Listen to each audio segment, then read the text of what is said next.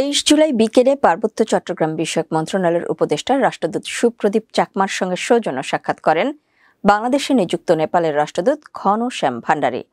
উপদেষ্টা সচিবালয়ের অফিস কক্ষে অনুষ্ঠিত এই সাক্ষাৎকালে দুই দেশের পারস্পরিক স্বার্থ সংশ্লিষ্ট বিভিন্ন বিষয় নিয়ে আলোচনা হয়। সাক্ষাৎকালে উপদেষ্টা সুপ্রদীপ চাকমা বলেন, বাংলাদেশ ও নেপালের মধ্যে সাংস্কৃতিক বন্ধন অত্যন্ত গভীর ও বন্ধুত্বপূর্ণ। অর্থনৈতিক ও বাণিজ্যিক ক্ষেত্রে উভয় দেশের মধ্যে পারস্পরিক সহযোগিতা সম্প্রসারণের যথেষ্ট সুযোগ রয়েছে। বলেন, ত্রিপক্ষীয় সভা, এনার্জি সেক্টরের উন্নয়ন, জলবায়ু পরিবর্তন, খাদ্য ও পানি সুরক্ষা ইত্যাদি বিষয়ে দুই দেশের একসাথে কাজ করার আগ্রহ প্রকাশ করেন। এ সময় তিনি সম্প্রতি রাজধানীর উত্তরায় মাইলস্টোন স্কুলে ঘটে যাওয়া দুর্ঘটনায় নিহতদের প্রতি গভীর শোক প্রকাশ করেন এবং শোক সন্তপ্ত পরিবারের প্রতি সমবেদনা জানান। রাষ্ট্রদূত ঘনশ্যাম ভান্ডারীও এ ঘটনায় গভীর দুঃখ প্রকাশ করেন এবং বাংলাদেশের পাশে থাকার আশ্বাস দেন।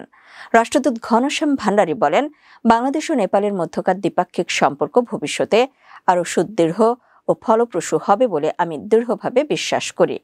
তিনি উপদেষ্টা সুপ্রদীপ চাকমাকে আগামী 18-19 আগস্ট নেপালের কাঠমান্ডুতে অনুষ্ঠিতব্য HKH পার্লামেন্টারিয়ানস মিট 2025-এ অংশগ্রহণের জন্য আন্তরিক আমন্ত্রণ জানান।